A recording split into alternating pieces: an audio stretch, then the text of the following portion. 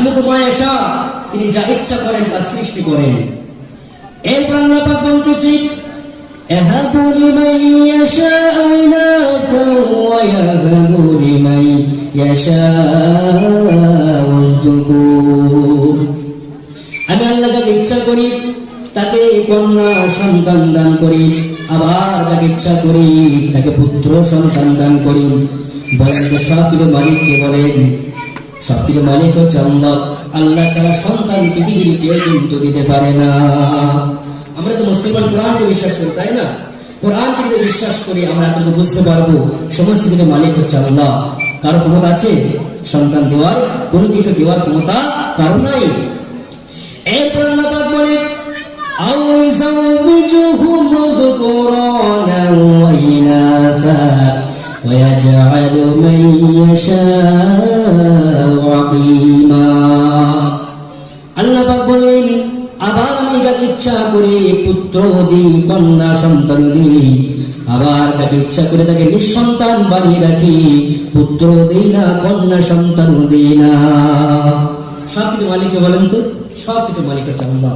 আল্লাহ যাকে ইচ্ছা করে পুত্র দেন, আল্লাহ যাকে ইচ্ছা করে কন্যা দেন, আবার আল্লাহ যাকে ইচ্ছা করে তাকে নিঃসন্তান বানিয়ে রাখেন।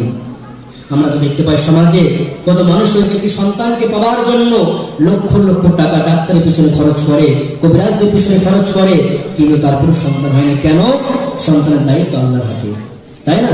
এজন্য যাকে চাইতে হবে আল্লাহর কাছে চাইতে হবে, এবং চাওয়ার মাধ্যমটা আমাদেরকে জানতে হবে। আমরা অনেক মানুষ আছি কিভাবে চাইতে হয় আল্লাহর কাছে আমরা জানি না। আমরা অনেক মানুষ আছে বাড়িতে বসে চাই যে আল্লাহ আমার এই জিনিসটা প্রয়োজন, আল্লাহ আপনি যদি আমাকে এই জিনিসটা দিতে খুশি হতাম, এই জিনিসটা আমার থাকলে ভালো হতো। আমি অনেক বড় রোগ আক্রান্ত হয়ে গেছি, বিপদে পড়ে গেছি, অভাবের মধ্যে পড়ে গেছে, আল্লাহ অভাব থেকে বাঁচিয়ে দাও, এই রোগ থেকে আমাকে উদ্ধার করো। আমরা বাড়িতে বসে বসে চাই। এটা তো চাওয়ার মাধ্যম নয়, এটা তো চাওয়ার সিস্টেম নয়। চাওয়ার মাধ্যমটা কেমন? আল্লাহ রাব্বুল আলামিন কুরআনুল কারীমে জানিয়ে দিয়েছেন, বান্দা তোমরা কিভাবে চাইবে, তোমরা কিভাবে আল্লাহর কাছে সাহায্য প্রার্থনা করবে। আল্লাহ রাব্বুল আলামিন কুরআনুল কারীমে পারা নম্বর হচ্ছে 2, পৃষ্ঠা নম্বর হচ্ছে 2, সূরার নাম হচ্ছে সূরাতুল বাকারা, আয়াত নম্বর হচ্ছে 153 নম্বর আয়াত। আল্লাহ পাক বলেন ইয়া আইয়ুহাল্লাযীনা আমানু ইসতাঈনু বিস-সাবরি ওয়াস-সালাত। আল্লাহ পাক বলেন হে ঈমানদারগণ, যারা কিনা আমি আল্লাহকে বিশ্বাস করেছো, পরকালকে বিশ্বাস করেছো, গায়বের উপর বিশ্বাস স্থাপন করেছো, যারা কিনা ঈমান এনেছো, হে ঈমানদারগণ তোমরা আমি আল্লাহর কাছে ধৈর্য ও নামাজের মাধ্যমে সাহায্য প্রার্থনা করো। তাহলে চার মাধ্যম হচ্ছে নামাজ।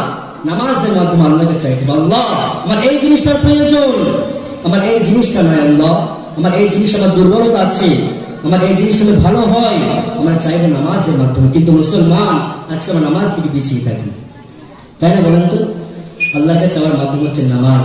আর আল্লাহ ওই ব্যক্তিকে পছন্দ করে যে ধৈর্য ধারণ করে। জীবনে তারাই সফল হতে পারে যারা কি করে? ধৈর্য ধারণ করে। ওই ব্যক্তি জীবনে একটা সময় সমাজে প্রতিষ্ঠিত হতে পারে এবং লাইফে সফল হতে পারে। দুনিয়ার ক্ষেত্রে যে ব্যক্তি সবর করে ধৈর্য ধারণ করে, আল্লাহ পাক বলেন ইন্নাল্লাহা মা'আস সাবিরিন, অবশ্যই আল্লাহ রাব্বুল আলামিন সবরশীলদের সঙ্গে, ধৈর্যশীলদের সঙ্গে, সবরকারীদের সঙ্গে থাকেন। এজন্য যে কোনো বিষয়ে মুমিন ব্যক্তিদের জীবনে অনেক কষ্ট আসবে, অভাব আসবে, রোগ আসবে, ধৈর্য ধারণ করতে হবে। আর রোগ থেকে বাঁচার জন্য, অভাব থেকে বাঁচার জন্য নামাজের মাধ্যমে আল্লাহকে সাহায্য প্রার্থনা করতে হবে। কিন্তু আমরা মানুষ এগুলো করতে পারি না, তাই না? এই জন্য দেখুন আজকে আমরা যারা আলোচনা শুনলাম, আলোচনার মূল মেসেজটা এটাই ছিল যে আমরা কিছু পারি না, অন্তত যদি দুনিয়াতে ভালো থাকতে চাই, জীবনে সফল হতে চাই, ভালো থাকতে চাই, আল্লাহর কাছে একজন প্রিয় বান্দা হিসেবে গণ্য হতে চাই, আল্লাহর কাছে মুমিন বান্দা হিসেবে নিজেকে স্বীকৃতি করতে চাই, একটা কাজ করব। আমরা অনেক মানুষ আছি নামাজ পড়ার কথা বলেও যায় না, যেতেও চায় না, কারণ শয়তান আমাদেরকে এমনভাবে পাকড়াও করে ফেলেছে। তো যাই এই জিনিসটা পারবো, কিছু পারি আর না পারি অন্তত আল্লাহ শুকর আদায় করতে পারবো। আল্লাহ আপনি আমাকে যে হালাতে রেখেছেন, আলহামদুলিল্লাহ, আমি যে হালাতে রয়েছি, কত মানুষ রয়েছে এই হালাতে সে পৌঁছতে পারেনি। আমি যে অবস্থায় আছি, কত মানুষ রয়েছে এই জায়গায় পৌঁছতে পারেনি। আমাকে আল্লাহ রাব্বুল আলামিন প্রত্যেকদিন 500 কিংবা 1000 টাকা ইনকাম দিয়েছে, কত মানুষ 200 টাকা ইনকাম করে। এমন তো কত মানুষ রয়েছে মাসের পর মাস হসপিটালে বেডে শুয়ে রয়েছে, তার তো ইনকামের রাস্তা বন্ধ। সব দিকে তাকিয়ে আমার থেকে যে নিম্নগামী যে নিম্নস্তর আছে তার দিকে তাকে শুকর আদায় করা, আল্লাহ তো তার থেকে ভালো লেগেছে, করবেন ইনশাআল্লাহ।